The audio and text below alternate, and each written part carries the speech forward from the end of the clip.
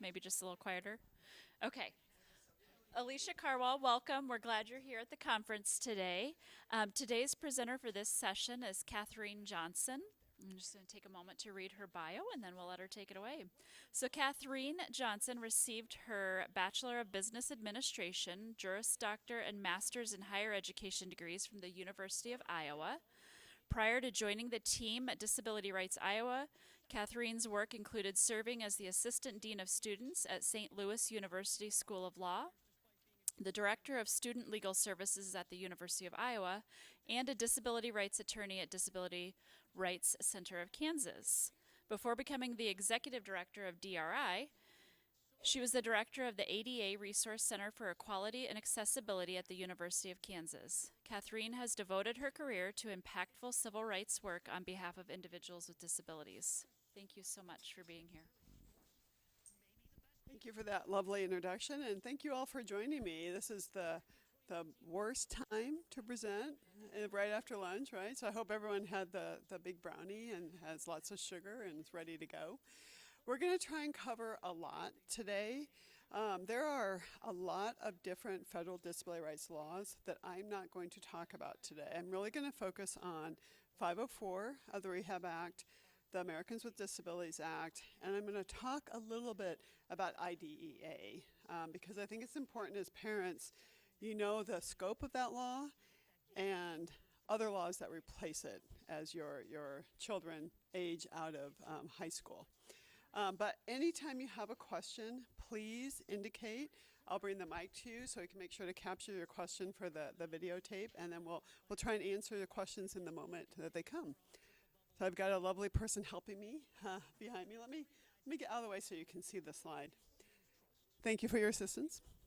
Okay, so we're going to start with the 504 of the Rehab Act of 1973. This act has gotten a lot of attention recently because of a lawsuit, and I will try and address kind of where we're at with that lawsuit. Iowa is one of 17 states that's involved in the lawsuit against the updated 504 rule. So that's the most recent one, but 50 years ago, there was no, 51 years ago, there was no 504. So there was no federal civil rights protection against discrimination based on disability.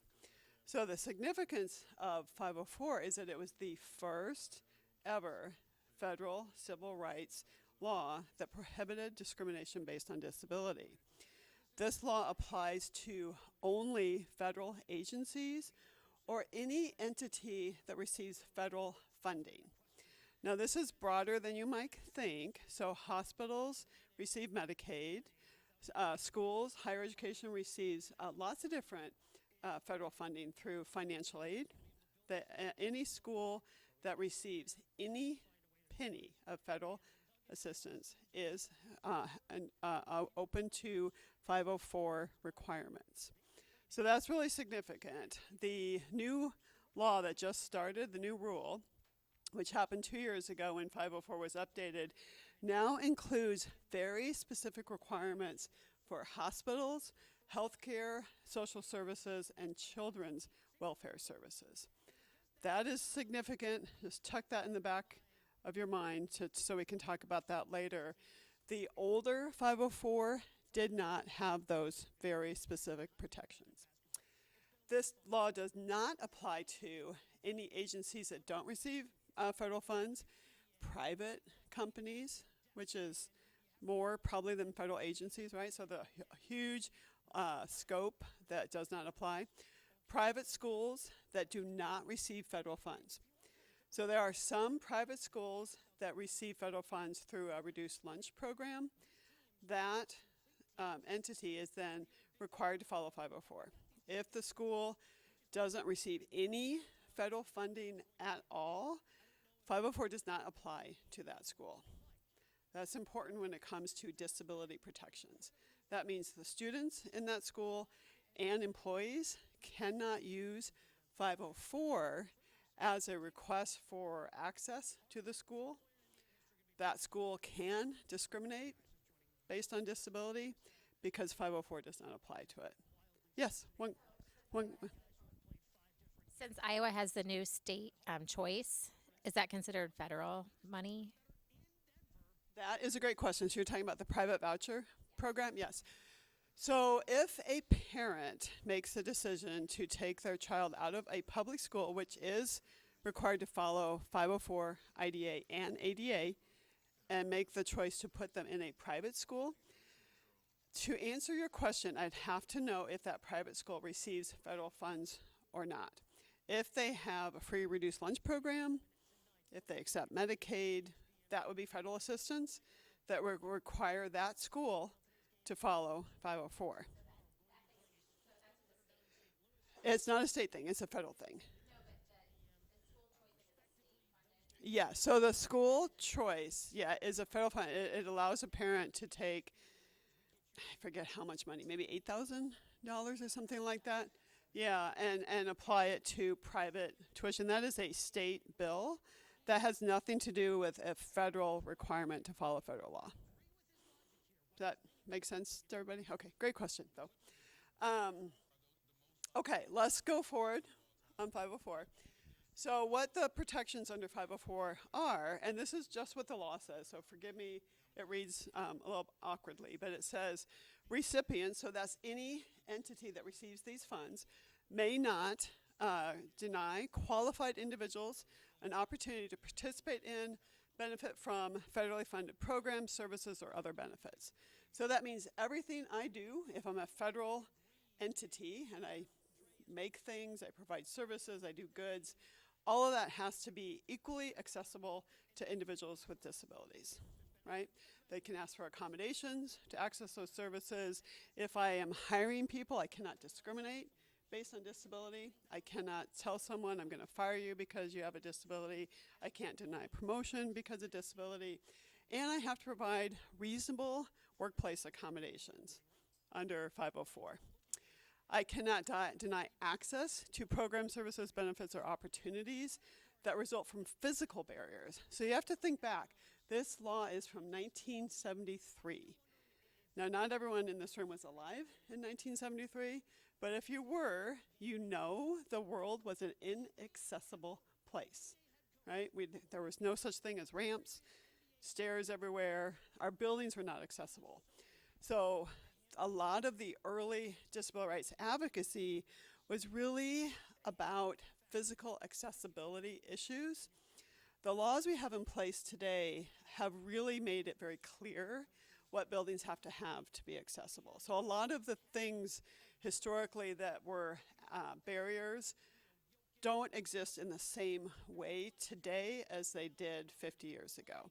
But that's why this specifically says physical barriers, because that was what the law understood was a barrier at the time. So this required, if you didn't have a ramp to be built. It could have required an elevator to be put in if your building was a 6-story building, right? It would require, if you couldn't put an elevator in and you were giving up, let's say you're an educational building and you have a building that has 6 stories, and on the 6th floor, you're hosting this class. And you have an employee that uses a wheelchair for mobility. They have no way to get to that class, right? You could, under program access, move that class to the 1st floor so that person had access. That's program access. And then the employment opportunities we've kind of talked about a lot. So those were the original protections under 504. We'll go for it. So everyone thinks that when you say 504, I think the world only thinks of 504 as 504 plans, right? Just education based. So I wanted everyone to understand there are lots of other areas where 504 applies. So first off, employment. As we talked about, if I'm a federal employer or if I receive federal funds, I have to follow 504, right? Means I have to provide access, I have to provide an accommodation, and I cannot deny hiring, deny promotion, deny any opportunity that exists within my educational field to a person with a disability, based on disability. Program accessibility, this is the access, having equal access to the program. So another example I'll give you is Let's say there is a football stadium that takes federal funds, and they don't have any seating that's accessible. That is a problem. That's not accessible program, right? The program is the football game. You have a right under 504 to have access to that game, right? So you have to provide accessible ticketing, accessible seats, accessible parking, etc., right? Whatever is required for equal access to the football game. Elementary and secondary education, the 504 plans, the very specific requirements of what a student with a disability can request. And again, this is all about equal access to education.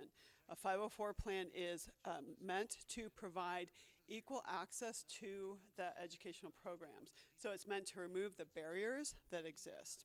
And again, when 504 started, a lot of these were physical barriers. Over time, that has changed. I see a lot of students with different kinds of health needs that are identified in a 504 plan, or behavioral plans that are put into a 504 plan. A 504 plan, generally speaking though, does not include all of the special education and related services that a student can get under IDEA. So a 504 plan tends to be smaller. But 504 includes for elementary and secondary students protections against being discriminated based on disability in the school system. So before you can be suspended more than 10 days, students under 504 have the same, under 504 plans, have the same right as students with an IEP to what's called a manifestation determination hearing. And I will tell you from experience, most schools don't understand that. So if you have a student on a 504 plan and you get a notice that they're going to be suspended more than 10 days, you should call Disability Rights Iowa so we can make sure your student is protected. And the importance of that is if the school, through this process, determines that whatever the conduct is that they wanted to suspend your student for was a manifestation or related to the student's disability, they cannot do that suspension. So that's a significant protection against being suspended from school. Post-secondary education. So 504, oh yes, sorry. So, in regards to after school programming, before and after school daycare, if it's, I guess, through a school district, they might be taking federal funding. So, technically, if there's a disabled kid who goes to those programs, should probably not be kicked out of those programs then. That is a great question. So it's an early before school or after school program. Can a student be kicked out for having a disability, right? And acting out. So that's hard to give a definitive answer. That's always what a lawyer is going to tell you, because it depends on the situation of what's happening. But that student would have protections under 504 and under the ADA from being kicked out based on disability. School would have to look at the behavior. They would have to look at, is there an accommodation that can be provided that would address that concern, right? And kind of do a more individualized assessment. They couldn't just say, nah, you're gone.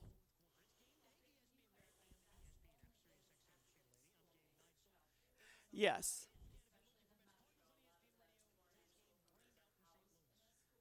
Okay, but not school. So yeah, that's why it gets complicated. You'd have to know the status of that program. If it's a private program that has nothing to do with the school, then my answer I just gave would be wrong. But if it's a private program that is receiving federal funds in some way, then 504 would apply. Or if it's connected to the school in some way. No, probably not. Probably not. I mean, that'd be one of those things that we'd have to look at that on an individual basis, but probably not. It's the best answer I can get. Yeah, one more question. Let me come to you. No, that's okay. I'm getting my steps in. So my question is in regards to the school and setting up the 501, the 504. If they're still in the process of setting that up, setting up the ADAs and the IEPs, are they still allowed to essentially suspend them or kick them out?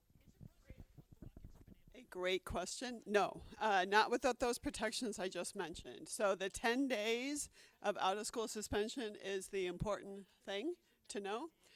Students can be suspended without these procedural protections under 10 days. So if your student has been identified as a student with a disability under 504, even if there isn't a formal plan yet, but they're going through that process, the protections still attach. So very, very good question. Yeah. So is every student covered by the 504? Let's say a child has ADHD, that's very significant in school. Are they automatically covered by a 504 even without the school having any identification, and you say, hey, no, you can't do this, he has this disability? A really good question. No, I mean, a school would not necessarily have any knowledge that your student has a disability. There are certain ways you can impugn knowledge of disability to a school, but it would depend on what they know. So yeah, the best thing, if you have a student that has a disability, you want to make sure that they're protected. You need to ask for a 504 assessment, a 504 plan, and an IEP, right, so that those protections attach. It's the same in the workplace. You know, you wouldn't, as an employer, you're not expected to know all your employees that have disabilities, right? So it's once the entity knows that there is a disability, then they cannot, make a decision about you or your program or your services based on disability. But yes, until they know, they don't know.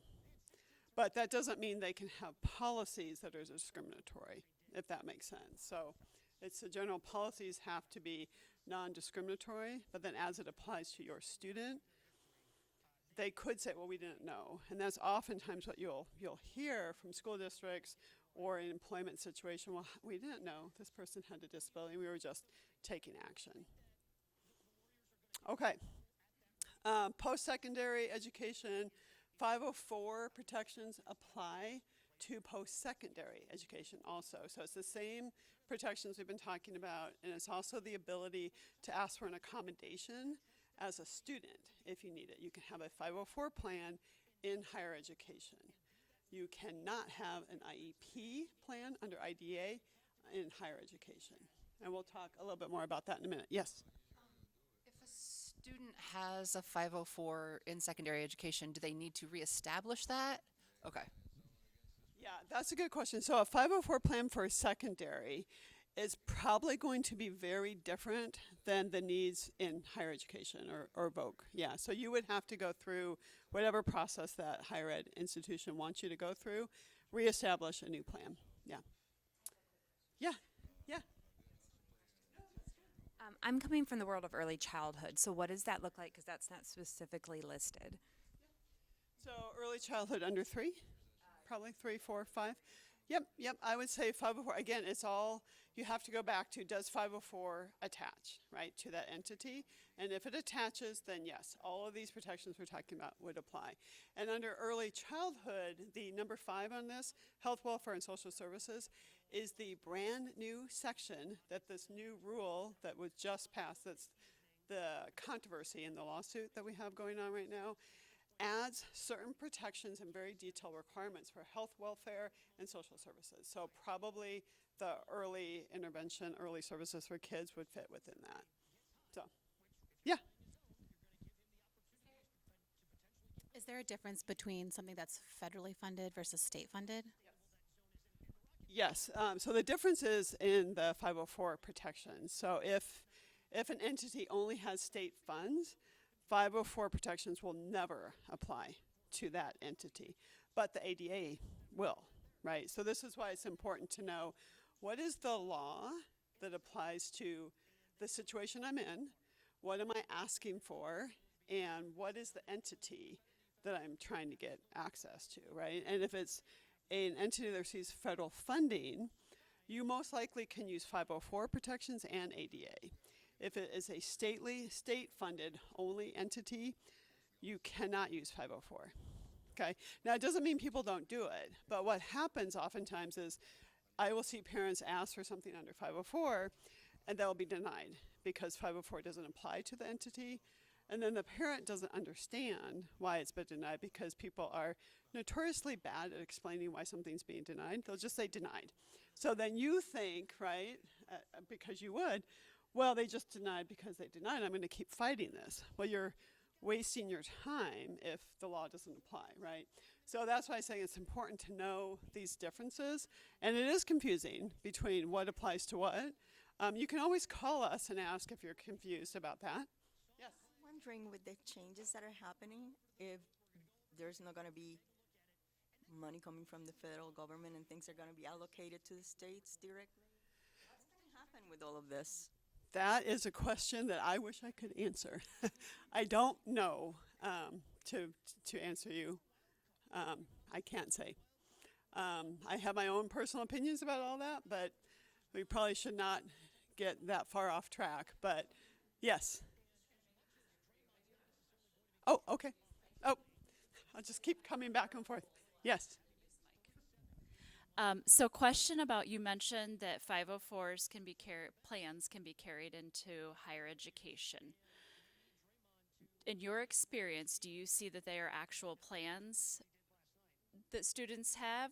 Because that has not been our experience at Ask. We have seen that people have to go, and the student themselves, maybe with the support of a parent, has to go to the Disability Services office to share those needs. But you're saying that we could expect that there's an actual written document. Thank you for giving me an opportunity to clarify my words. No, what I meant to say is 504 protections apply to students in higher ed. The 504 plan, that's that written document that you might have had in high school or secondary school, is not going to be the same document that you'd have in higher ed. You have to go, as you just said, you have to go and you have to follow whatever process that university wants you to do. They will then most likely give you a list of what's called academic adjustments for your student, right? And then it most times is a written, I can't say it's a plan per se, it's a written agreement of the accommodations that student needs. And then that is generally shared with faculty to implement.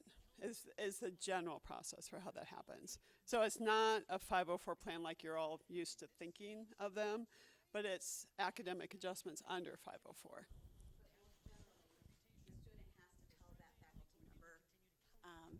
I've lived this quite a bit. Most generally, the student has to tell that faculty member that they have a 504 and what their accommodations are. My daughter just graduated from a higher institution with a 504, and she had to advocate for herself. She had to go to the disability office, or to the 504 office, basically coordinator, and say, this is what I need, this is what our plan is. I initially helped her with that as a freshman, and then she relied on with her to do that. And as her needs changed, she had to readjust her 504 and then share those needs with her professors. So they don't do anything for you. It's the student has to advocate for themselves, yes. I think that's right. And I think that there's, I've had schools do it differently. That's a very common approach. I've also had some schools, like the larger schools, that the office themselves will send the letters to the faculty. But I think when the system that your daughter's had to do puts her in a really bad spot, because faculty are notoriously bad at providing accommodations or thinking they're needed, which then creates problems for the students that have to do that. So I don't like that approach personally. Yes, going to say exactly what you said. Oh, okay, all right. All right, well, so let's keep going then. So this is the 504 protections. That was the first federal civil rights prohibiting disability discrimination. Very significant for its time. Then we had about 20 years where nothing happened. Then we started advocating for a different civil rights law that looked at things besides what's under 504. So private employers, private companies, businesses, right? The rest of the world, that 504 did not cover. And so there began to be an advocacy movement in the late 80s that went for years, that really looked at needing broader civil rights protection. And some of the things that were discussed by Congress when they were trying to decide, should they or should they not pass this? Now, I know 34 years after passing, it seems like, well, of course, right? How could you not pass this? But I will tell you, at the time, this was highly controversial. There was a lot of infighting amongst the disability community about which disabilities and how disabilities should be defined that were covered under the act. There was a point where different key members of Congress said, okay, we'll support this grudgingly if mental health is not included.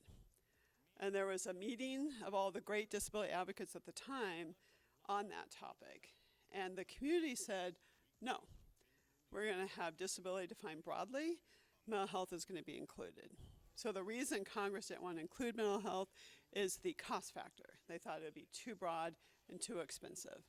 So the reason I'm telling you this is we're now back at a similar time in our history where disability groups need to advocate together to remain strong.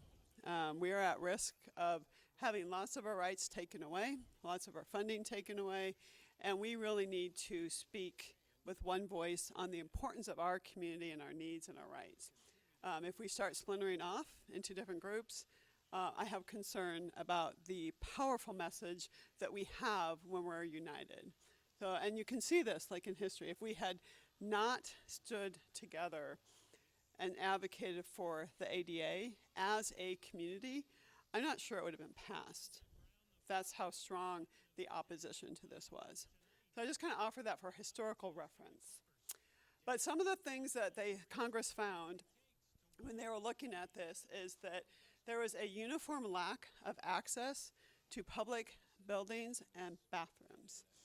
So think back to the 80s, the late 80s, before the ADA. There was no requirement that anything was accessible, right? There was no ramps. There were no curb cuts. There were no push-button doors, right? There was no way to get in and out of buildings if you used a mobility device. Denials of educational opportunities, absence of accessible transportation. There was no requirement in the Rehab Act that transportation be accessible. The ADA changed that. So buses now have to be accessible. That's from the ADA.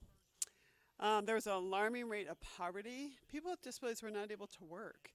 People with disabilities were not able to leave their house easily. So it's just a radical change in our society from the ADA. Big educational gap, and generally what they found is a life of social isolation for people with disabilities. So Congress was moved by this. We'll go for it. And then these are just some of what they found. This is from a pretty large report that accompanied the ADA. So they found 20% of individuals with disabilities live below poverty. 40% of individuals with disabilities did not graduate from high school. 29% of individuals with disabilities had some college. 2/3 of working age adults with disabilities were unemployed. That's significant. Think about that. Like, when I think about a job, it's so much more than the money and benefits. It's the social life and the connections and the partnership that job brings to me. And that's all was missing back before the ADA. 2/3 of individuals with disabilities had not attended a movie or a sporting event in this past year. So we all lived through that, right, with COVID. Think how miserable and depressing our lives were during COVID, not being able to leave our house or go anywhere. That is essentially the situation Congress said existed for United States people before the ADA, right? Life of isolation, not going out and doing any of these fun things. 3/4 did not attend a live theater, a music performance, go out for dinner at a restaurant. So very different than it is today. The 13% of individuals with disabilities never went to a grocery store. Now, sometimes when I say this statistic, people are like, yay, I never want to go shopping. Well, it's yay if that's what you want, right? It's not yay if you don't have any opportunity to do it. So think about that. Okay, so this campaign to get the ADA passed was called the Wheels of Justice campaign. In 1990, there were thousands of individuals that traveled to Washington to rally in demonstration to make Congress take some action on this. They went from the White House to the U.S. Capitol. If you get to the Capitol, if you've ever been, you'll know that there's probably 500 steps you have to go up. Not accessible. But the people that came were not deterred. A lot of them got out of their wheelchairs and climbed up the steps. So this became known as the Capitol Crawl. And I hope, a video we can play. So this picture here is a young woman named Jennifer Keelan. I think she was 12 or so at the time this was taken. She was one of the people in the Capitol Crawl. She went to Congress to let them know this was important to her and why. So let's see if we can play it, and she'll tell you in her own words. It didn't work earlier today.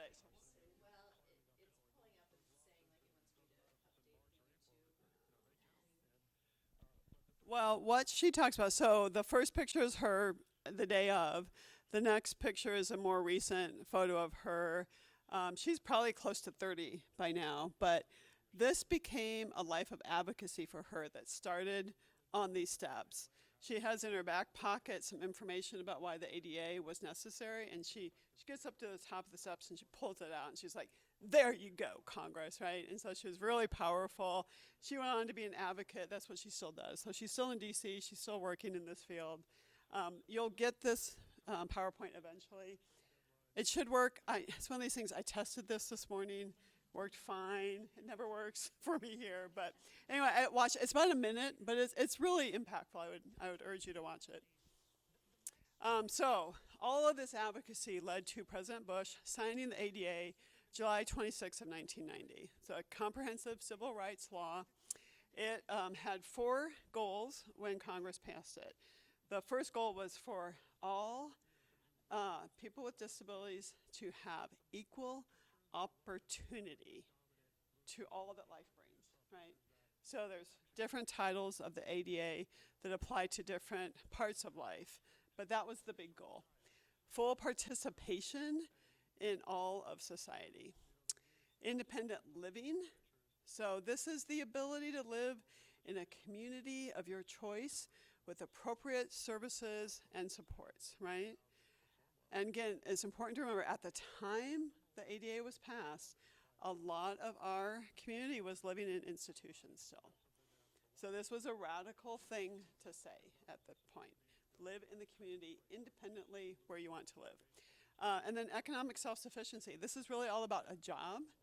You know, if you want to work, you should have the right to work at the level that you want to work at. And that means you should have the right to ask for reasonable accommodations to provide assistance to you to do that job, right? So that was what that means. That is an area that we continue to struggle with. We did a big report recently for just Iowans with disabilities, and I would say that Iowans with disabilities want to work more than we are able to work. And so this continues to be an area of improvement. Yes? Asking the obvious. Under independent living, they're not getting federal funding for an apartment where you rent in a building and it's not a public service or public accommodation. So how is the independent living supposed to work if you can't get into the buildings to rent?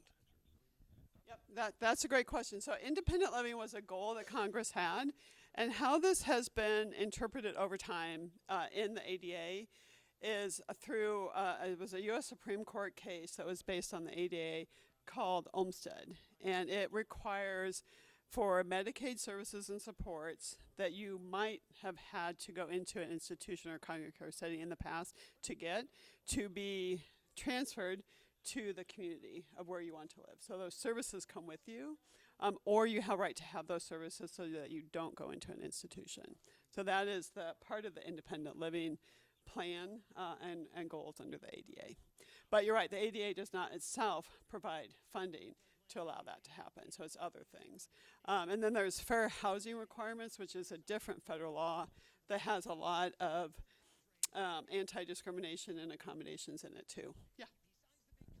Do you think the ADA would ever require places that take federal funding to have adult size changing tables? So that's a great question. The ADA has very detailed architectural standards for construction, for new construction or buildings that are substantially renovated. Unfortunately, it does not require an accessible bathroom to have the adult changing stations. So, I don't know. It's something to advocate for, I think. I have seen that in other countries, but not in our country. Okay, so when the ADA was passed, the areas that included were employment, public services, state, county, government services and supports, public accommodations. A public accommodation under the ADA is any entity that is open for anyone to come into. So this is really businesses, right? You don't have to say, I want to go to Carlos O'Kelly's tonight. Will they invite me for dinner, right? You just go, right? So it's that kind of thing. It's all the restaurants, all the theaters, all the events, all the things. I like to call this the fun stuff in life. It's all the fun things that we can do, or public accommodations. Telecommunications at the time really was a landline phone system. This has changed a lot, but under the telecommunications section, it required a relay service to be implemented for people that were deaf, so they could have access to the phone service. This is still part of the ADA, but at this point in our life with the cell phones and the texting and all the different things we have, this hardly ever comes up anymore. Okay, let's keep going. Okay, requirements of ADA. And I'll have to say, how much time do I have? Till 2, okay. I'm gonna try and go through this a little quicker, and I'll try and get to some of the more, seems like there's a lot of questions about higher ed, so maybe I'll try and move through this so we can get to those. But the requirements of the ADA requires reasonable accommodation to qualified individuals with disabilities and applicants that are making the initial request to have a job. So it's both. If you need an accommodation to apply or to interview or go through any part of that process, you're entitled to ask for an accommodation. The ADA requires both public and private entities to provide equal access to goods, services, and activities. So you cannot open up a business and set it up in a way that no person with a disability can access your store or your restaurant. The architectural standards are for new construction and alter construction, which we talked about. I can certainly send a link around. It's about a 200-page document that if you want really technical reading, that is what that is. It's really for, I would say, engineers, contractors to look through and say, like, this is what we need to do to have a bathroom be accessible. This is when an elevator is required, when it's not. This is what an accessible ramp has to have. Public transportation and the relay service, and keep going. Sorry, that's really tiny. So the ADA Title I, II, and III. For Title I is employment. It applies to employers with more than 15 employees. So if you have less than 15 employees, the ADA does not apply to you. But we do have a state anti-discrimination law that would apply. Applies to all state and local government entities. This includes schools, both elementary, secondary, and higher ed schools and voc schools. Prohibits discrimination on the base of disability in a public entity. So this is services, programs, activities. So this is the same as 504. Cannot discriminate based on disability. And it guarantees all individuals the right to non-discrimination, equal access, and program access. So again, same as 504, just applying to different entities than 504. So if you think of the big impact of ADA on our society, we now under ADA have academic access. We have the right to have both academic and employment accommodations. We have the right to request program access or modifications to programs if they're inaccessible. IT accessibility, so websites have to be accessible. event accessibility. So going to an event, there has to be access to the event, there has to be ADA seating for the event, and there has to be a way to buy accessible ticketing. So a lot of times when you try and buy a ticket online, the ticketing process itself is not accessible. That would violate the ADA. Service animals, this is a big area that we get a lot of calls about. The ADA specifically states that a person with a disability has the right to have their service animal accompany them into a place of public accommodation. And so there's a couple of really key important words there. Public accommodation, again, any place that's open to everyone in the public.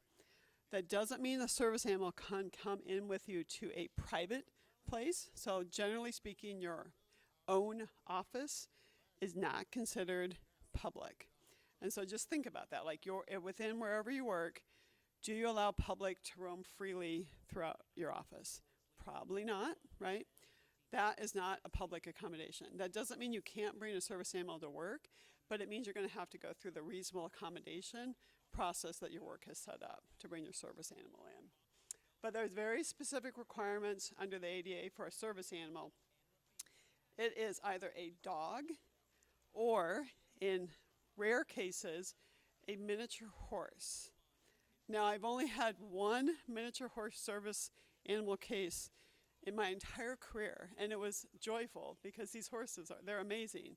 So if you ever have a miniature horse that you want to have a service animal, call us, because I would love to be a part of that.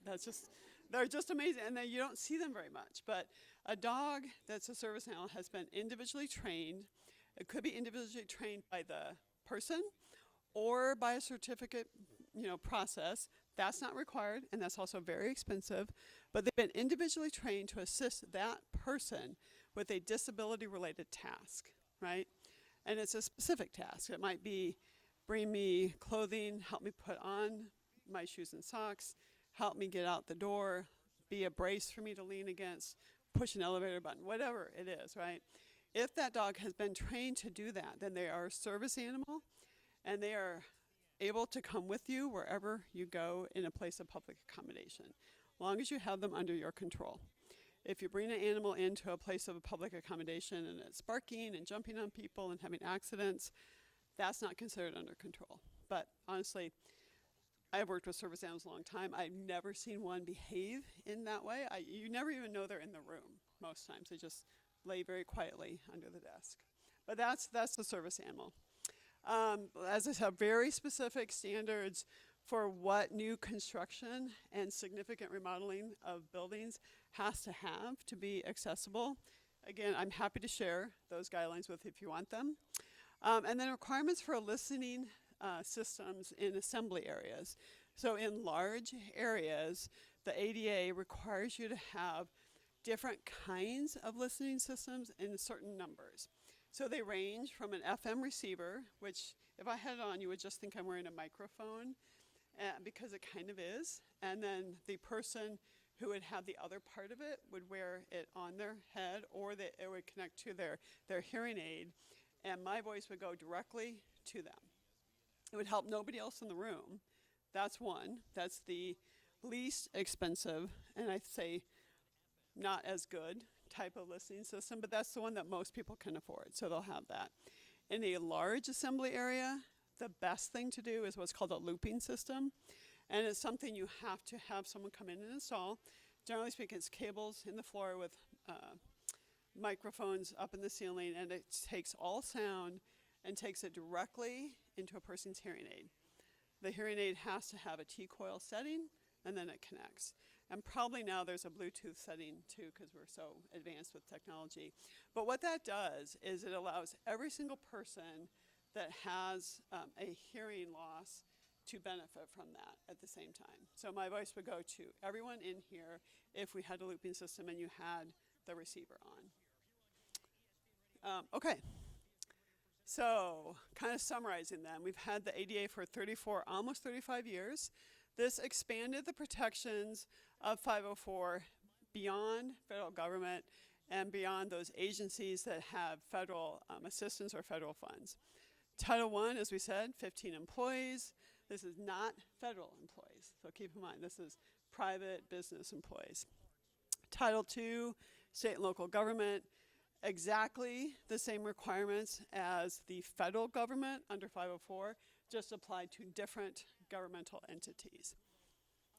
Okay, Title III, this business open to the public or public accommodations, this is not part of 504, so it's important to keep in mind. This does not apply to 504, right? There aren't, I'm trying to think, I don't know of any kind of businesses per se that only have federal funds, so I think that's probably why. But this is not a federal employer, agency, or service that this would apply to. So, I know it's confusing. There are two different laws. They seem like they're the same thing. For a large part, they are the same. They just apply to different entities. That's why it's important to know the differences.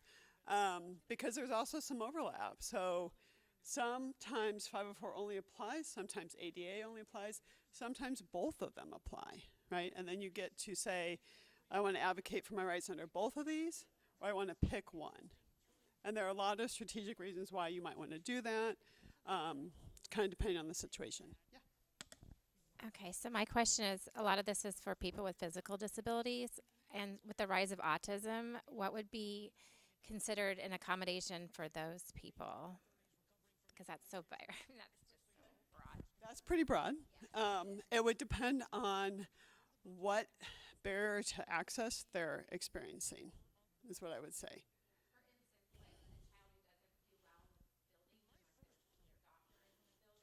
Uh-huh.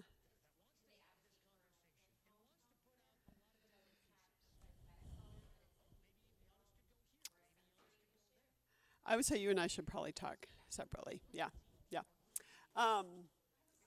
Yeah. So like we were talking about employment accommodation. So let's say you have a disability. I'm not going to say one because I'm here. What about when someone has a disability and they have a problem like you're having trouble reading something or it's too noisy in your office. Whose job is it to identify what the accommodation is going to be? Is it going to be the person saying, hey, I need this? Do they have to come up with an example? That's a great question. So the obligation to ask for the accommodation is on either the employee or the student, depending on what they're asking for. It is not up to that person to say, I know exactly what I need, but it's up to them to tell whoever the right person is in their company or agency, I can't do this part of my job, or I'm having trouble with this part of my job because of a disability-related issue. I need some help, right? That starts what's called the interactive process under the ADA. That employer then is supposed to meet with that person to say, okay, what's going on? Tell me more, right? If there's medical documentation that they want, they have the right to ask for it. And then they have to kind of together figure out what's going to work. Sometimes employees do come in and say, I know exactly what I want. But more likely than not, they come in and say, I don't really want to be here. I'm scared. I feel like I'm going to get fired if I talk to you. But I can't do my job. I'm going to get fired anyway. So what can you do? Like, help me, right? And then you really have to figure out, here's a long list of things that might work. And then you kind of work through it. The person can also talk to their doctor, their therapist, their mental health provider, whomever, about what might work. There's a really great assistance through the Job Accommodation Network, or JAWS, that you can look at. They break down by disability and by impairment, kind of different potential issues that come up in the workforce and different accommodations that might help. But I always say, you really don't know. I mean, this is so much of on some part, a kind of a guessing game on what might work. You have to start with something when it comes to accommodation, put it into practice, and then reassess it after a few months to see, is it actually going to work? Okay, let's go. Oh, good. This is where I wanted to go. I'm sorry, was there another? Yeah. Function of the job? The accommodation is for the essential function of the job. They do not have to accommodate a non-essential function of the job. Yeah, yeah. Okay, so I wanted to draw everyone's attention to this because I think this is something that, in my experience, parents and students oftentimes get really confused about. There is a different law when it comes to elementary and secondary school That's Individuals with Disabilities Education Act, IDA. So everyone probably knows about the IEP plan, right? This law only applies to you through graduation from high school. But there is a significant right that you have under the IDEA that should be in your IEP starting at about age 15. And there's this thing called transition planning. At age 16, you should have a transition plan. We'll kind of go next. The transition plan should cover these 4 areas. The whole point behind a transition plan is to give students a couple of years to figure out what do they need after high school to live independently. What do they want to do? Now, no one at 16 knows what they want to do. But if your student knows they want to go on for whatever kinds of education, vocational education, maybe post-secondary, trade school, whatever, right? They need to understand very early on that the rights and the services that they have in their IEP are not going to be the same that they're going to have in higher ed. And part of the transition plan should include a period of time where they learn about what their rights are under 504 and under ADA, where they learn how to ask for those accommodations that they'll need in the next schooling. They should go and meet with the academic advisors to learn what the process is, right? I have had so many people over the years contact me and say, I took my IEP to my college and they laughed at me. And I said, well, that's because that doesn't apply anymore. And they're like, but why? This is always what I've used, right? So it's good information to have because you know what works, but it is not going to be a useful or followed document anymore. Let's go on. So academic adjustments. Let's keep going. Okay, academic adjustments. This you can ask for in higher ed. So this is IDA, does not apply anymore. Title II of the ADA and 504 gives students the right to ask for what's called an academic adjustment. And then we'll keep going. These are just some examples of different things that you can ask for.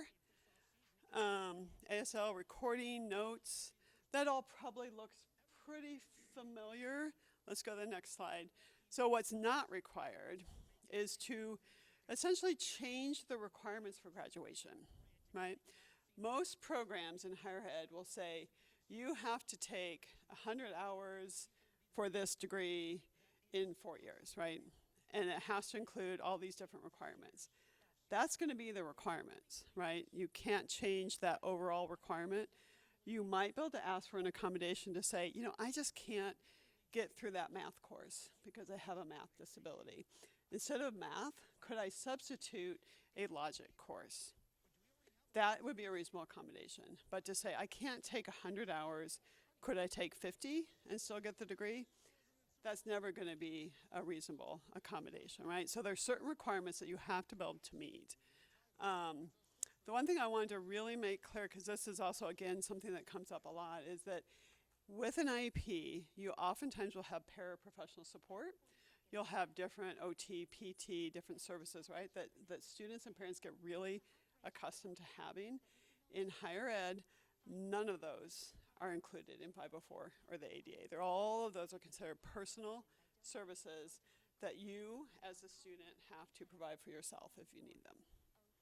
So it's very different, and something I think it's important to know as you're planning for additional schooling, because there might be a waiver service, there might be other ways to provide that service that you might be able to get services through VR that would help you, right? But you need to plan ahead. You can't wait until you're flunking out of school and haven't gone through the accommodation process, which is honestly what I see more than people being proactive. Okay, so that is just kind of summarizing where the ADA applies. This is really some information to help everyone here understand how powerful our community is. We're the largest minority community in the world. And if we advocate together, there is absolutely nothing we can't do. It's only if we get splintered apart that we are weak. So I really request that everyone just think about that and really advocate together. This time to do this is so important right now. Questions? I I think I have 3 minutes. Yes.